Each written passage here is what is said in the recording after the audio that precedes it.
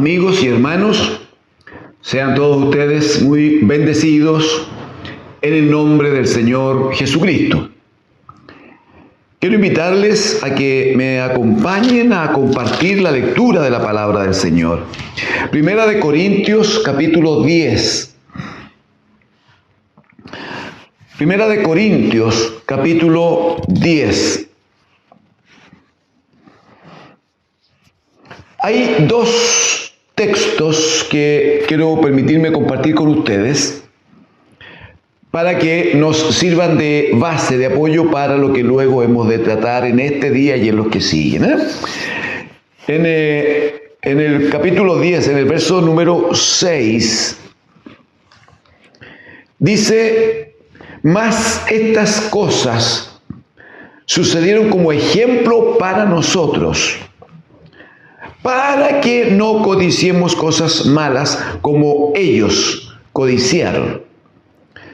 Y luego en el versículo 11 dirá: y estas cosas les acontecieron como ejemplo y están escritas para amonestarnos a nosotros, a quienes han alcanzado los fines de los siglos. Claramente, hermanos, amigos, claramente hay una exposición que el Espíritu Santo provoca en el apóstol Pablo para escribir a los corintios y hacerles notar cómo es que la mano poderosa de Dios, cómo es que la obra poderosa de Dios trasciende más allá de los tiempos que nosotros conocemos y controlamos. Cómo es que la obra del Evangelio mismo, el anuncio del Evangelio de Dios, va más allá de una palabra ocasional, puntual, sino que obedece a un gran propósito, a un gran proyecto de Dios. Hemos leído dos textos, ambos dicen que estas cosas, si usted quiere tener su Biblia conmigo allí dispuesto, dice en el verso 6, mas estas cosas sucedieron como ejemplo para nosotros. Eso es lo que dice el verso 6, ejemplo para nosotros. Y en el verso 11 va a decir que estas cosas les acontecieron como ejemplo y están escritas para amonestarnos a nosotros. Uno puede y debe entender algunas cosas aquí. En primer lugar, que Dios el Padre, cuando trata con Israel, su pueblo, no lo hace excluyéndonos a nosotros de su trabajo, de su proyecto de vida eterna, sino que, como dirá, estas cosas, ya veremos qué cosas, pero estas cosas, dice, les sucedieron a ellos, les sucedió al pueblo de Israel, dice, como ejemplo para nosotros. Más aún, en el verso 11, estas cosas que le acontecieron a ellos quedaron escritas, dice, para que nosotros seamos amonestados en estos tiempos.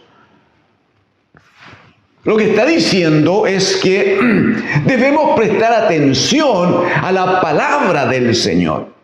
Debemos estar atentos a lo que Dios hace y cómo es que Él proyecta su obra. Nunca con un sentido limitado, nunca con un sentido de un pequeño grupo, sino, como dirá Juan 3:16, porque de tal manera amó Dios al mundo y para el mundo ha dado a su Hijo unigénito, para que todo aquel que en Él cree no se pierda, sino tenga vida eterna.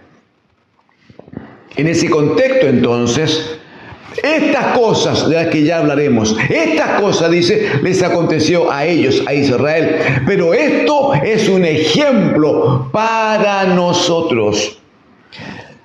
Cuando hablamos de la necesidad que tenemos de prestar atención entonces a la palabra del Señor, viene a nosotros esta declaración que hizo el Señor Jesucristo en el Evangelio de Juan, en el capítulo 12, A partir del verso 44, el Señor dice de esta manera: Jesús clamó y dijo: el que cree en mí, no cree en mí, sino en el que me envió.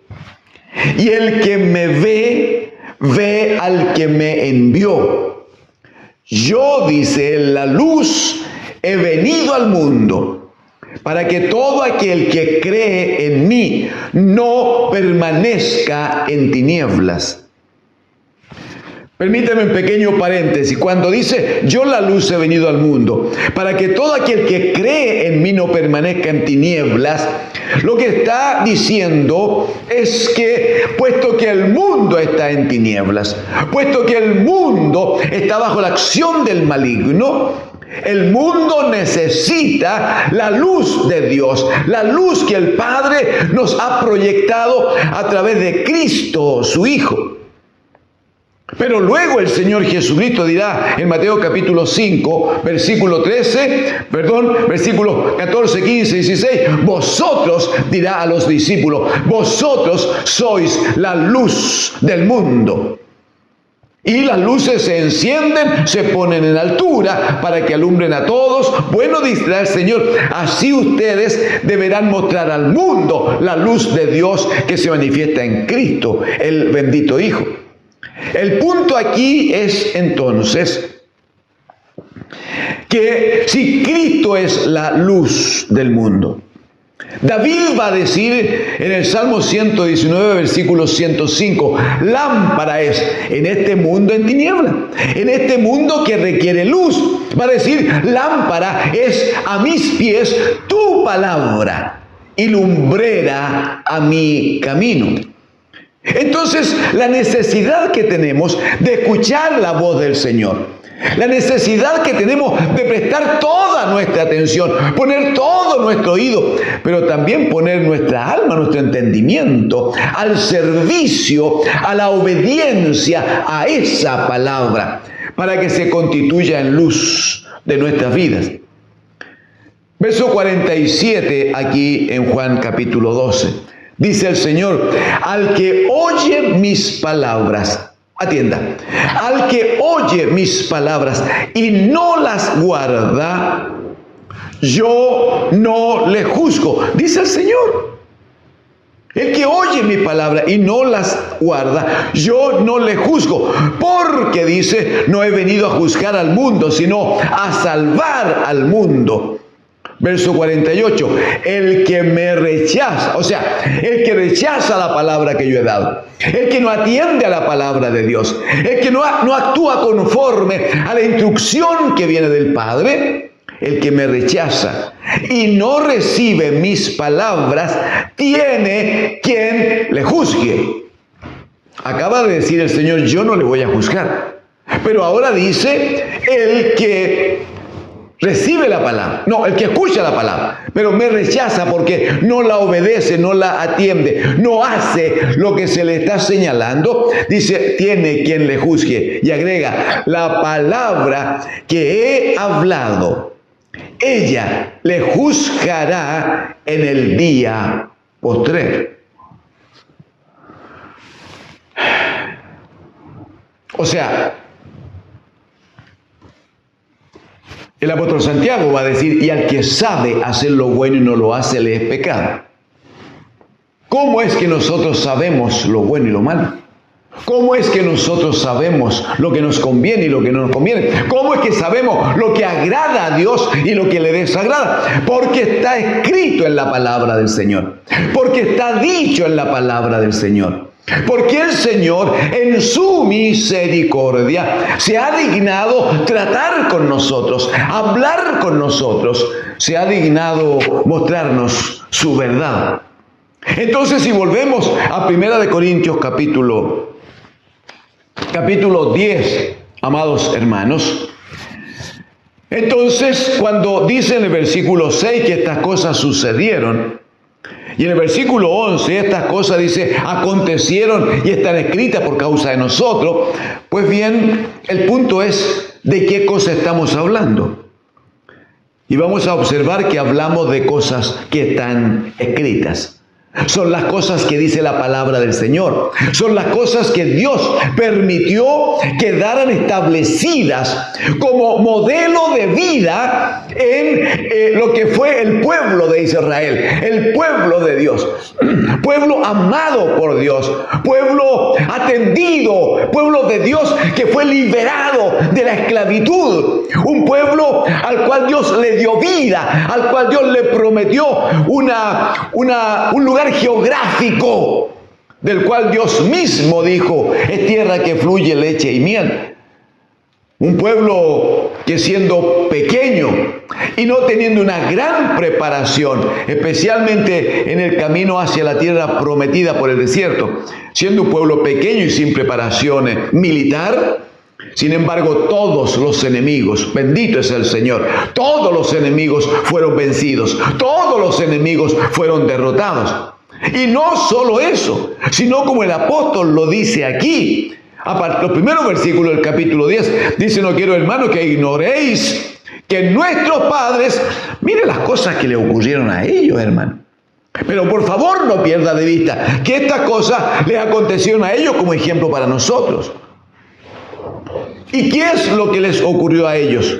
Nuestros padres, dice, todos estuvieron bajo la nube, todos pasaron el mar. Está hablando del desierto. Todos en Moisés fueron bautizados en la nube y en el mar. Todo eso es figura. Usted lo entiende, es una figura espiritual. El bautismo del Espíritu del Señor bajo esa nube que era de fuego, ¿no?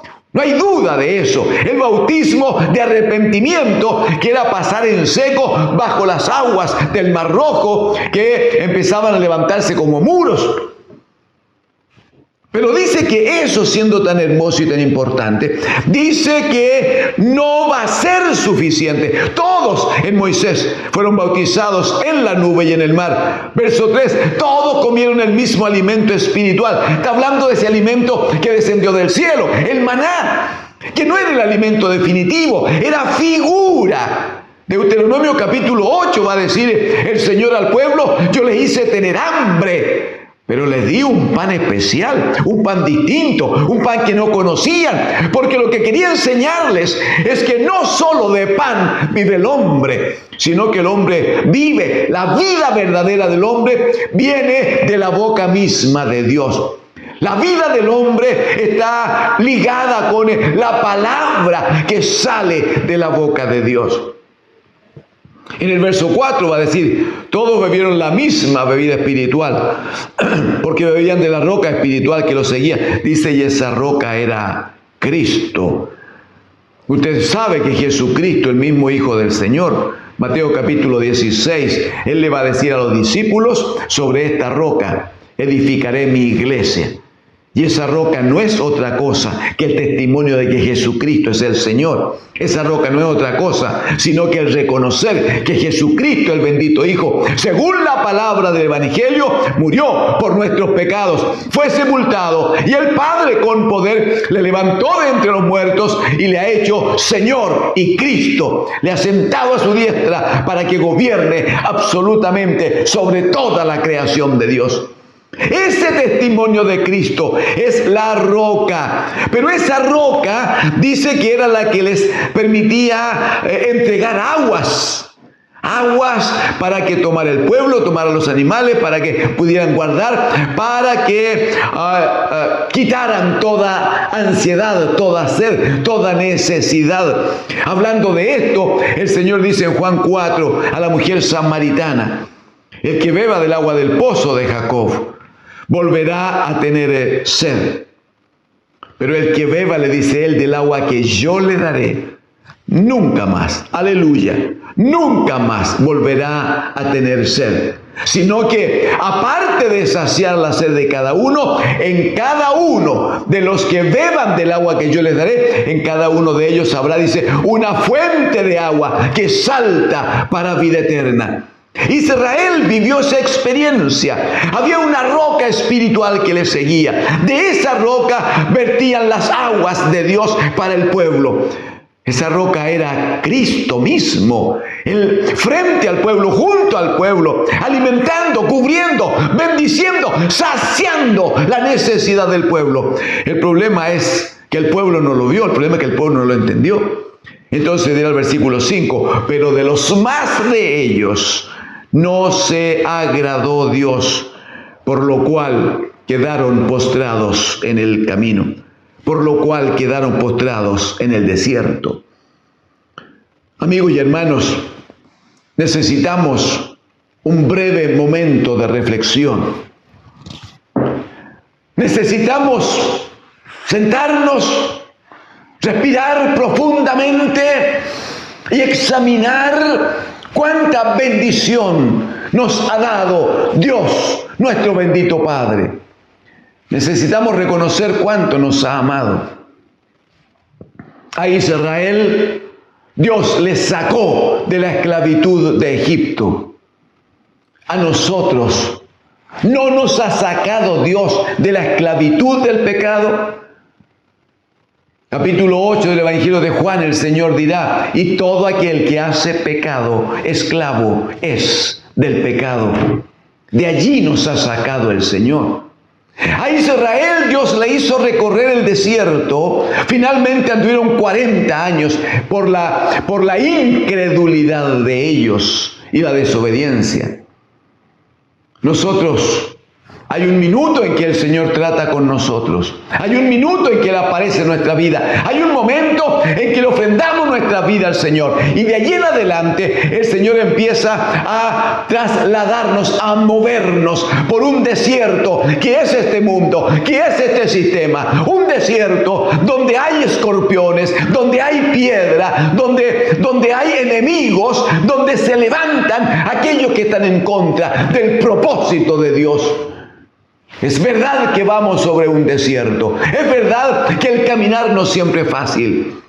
Pero así como a Israel Dios nunca le dejó. Así como la nube de día y la columna de fuego de noche, nunca en 40 años, nunca les abandonó a ellos. A nosotros, el Espíritu de Dios, el Señor, nunca nos ha abandonado y nunca nos abandonará si es que mantenemos una actitud de obediencia, de sujeción. A Israel, el Señor le dice que le va a dar una tierra que fluye leche y miel, hablando de Canaán. A nosotros, Jesucristo nos ha dicho, no se turbe vuestro corazón. Si creen en Dios, crean en mí, porque en la casa de mi Padre, aleluya, hay muchas moradas. Y si yo me fuere y os prepararé lugar, vendré otra vez, os tomaré a mí mismo, porque la promesa es, quiero que donde yo estoy, vosotros también estéis. Amigos, hermanos, Israel, que fue el pueblo de Dios, no tiene ventajas respecto de nosotros. Más bien, si me permite, nosotros tenemos muchas ventajas. La primera, la acción del Espíritu Santo de Dios con nosotros. La segunda, la palabra de Dios que ellos no tenían como nosotros. Sí la tenemos y lo podemos usar por la gracia de Dios. Lo tercero, el ejemplo, la vida que ellos tuvieron, que en un porcentaje muy alto no agradaron a Dios por su desobediencia y su falta de fe, pero que, como aquí está dicho, aquella forma de vida quedó escrita, aquella actuación quedó escrita, aquellas actitudes quedaron escritas, porque lo que el Señor quiere es que nosotros, es que nosotros no repitamos la experiencia del pueblo de Israel. ¿Y por qué no quiere el Señor que repitamos aquella experiencia? Porque respecto de ellos está escrito, de los más de ellos no se agradó Dios. Y de todos los que salieron de la esclavitud de Egipto, cerca de 600,000 varones contados, solo dos entraron a Canaán. Todos los demás quedaron tendidos en el desierto. El Señor no quiere que nosotros vivamos esa experiencia. Por eso que las cosas quedaron escritas. Por eso que las cosas están allí a la vista nuestra. Si queremos prestar atención, el Señor no quiere que hagamos una carrera de tiempo, de meses, de años, y al final no lleguemos a la meta.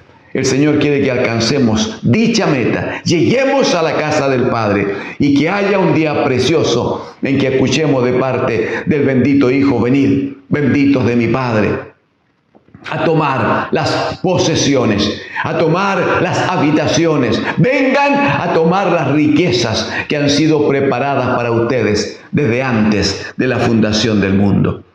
En el amor de Cristo les exhorto: preste atención a la palabra de Dios. Venga el Señor si ha estado retirado. Reconcíliese con el Señor si estuvo enemistado. Arrepiéntase si ha vivido en pecado. Porque Jesucristo, por el amor que le tiene a usted y a mí, Él dio su vida para que usted y yo tengamos este ofrecimiento tan hermoso, tengamos este llamamiento tan hermoso: vida eterna con Dios nuestro Padre en el reino de los cielos. Que Dios, el Señor, bendiga sus vidas. Amén.